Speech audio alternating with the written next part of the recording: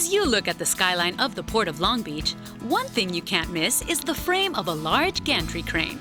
These cranes are the mechanical workhorses that lift the cargo on and off the ships. The cranes operate so smoothly on most days, it almost seems like they run on autopilot.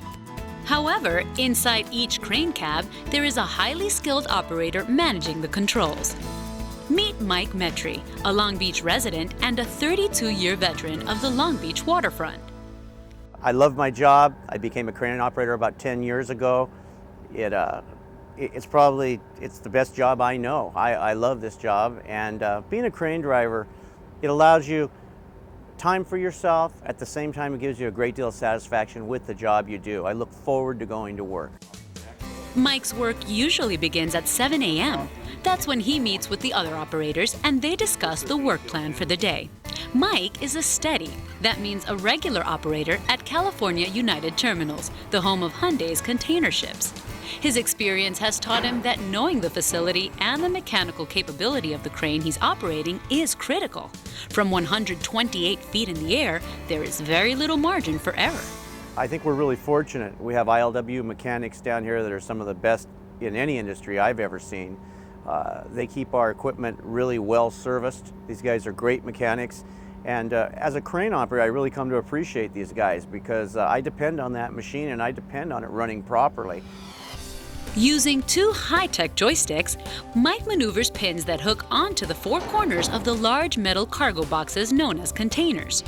During a regular 8-hour shift, Mike will move anywhere from 220 to 300 containers. His personal record is 330 in a single day. In order to keep up with a fast-paced schedule, the best crane operators need to complete a container move from a truck chassis on the dock to the ship's deck every 2 minutes, or about 30 moves an hour.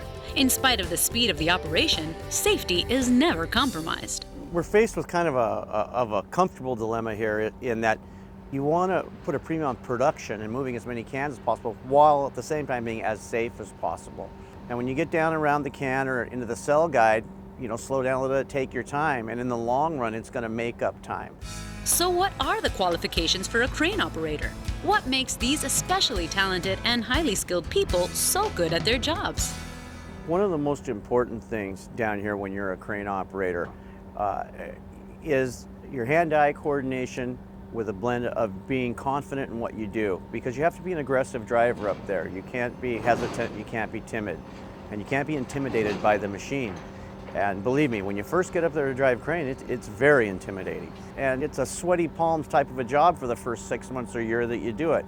But once you get through that and you become a good crane driver, it really, it goes back to your sense of accomplishment, because there's not a lot of guys that do what you do. But life is not all about the job for Mike Metry. He's also an avid outdoor sportsman. He loves to surf. Snow skiing is another hobby. At home, his wife and kids also keep him busy. Whether it's surfing a Southern California beach or planning a longer distance trip, you can bet Mike's always got something to keep him occupied. My number one passion is surfing in the beach for the whole Metry family, my brothers included. We learned from my dad, he was a surfer, and being introduced to the beach at a young age was a great thing. I love to snow ski, another one of the things that my dad taught us when I was really young. And probably more than anything else, I appreciate having the job I do because it affords me a great amount of time to pursue my private life and especially being with my family. The Metry kids share their dad's passion for living. My family being competitive, we always like to compete with each other in sports. And whether we're at the beach or we're playing a sport, we always are competitive, but we're always having fun. Mike's son Sean is following in his dad's footsteps. Sean, who is 19 years old, has just become a casual longshoreman. Casual in this case is a technical term which means part-time. His future is likely to be at the Port of Long Beach for many years to come. I'd really like to get my registration in, get my Class B and my Class A, someday even be a crane driver or top handler, something like that, where I can just have some more responsibility and maybe follow in my dad's footsteps. One day probably be a president of the union, who knows. Mike's wife Martha is also happy to see her son following his dad's career path. I'm really proud that Sean wants to be a longshoreman. He's a casual right now. Eventually he could be a crane operator like his dad. My husband being a crane operator, he's really good at his job, and it's really provided a good life for us. I'm also glad that it's a local job. It's here in the harbor, here in Long Beach, and the commute is short. So that's a plus. Mike is also active in representing the union's perspective on the issues of safety and security at the Port of Long Beach. He's testified before Congress in committees on safety and technology. This frontline workforce concept is a thing that affects the whole community. The majority of the workers down here live within a half mile to 5 miles of the waterfront. I live in Long Beach, and I'm very cognizant of the fact that my family is right here and they're close, and really the families of all my co-workers. What we do down here by being vigilant is we end up protecting not just ourselves and the port, but it's going to affect the whole community.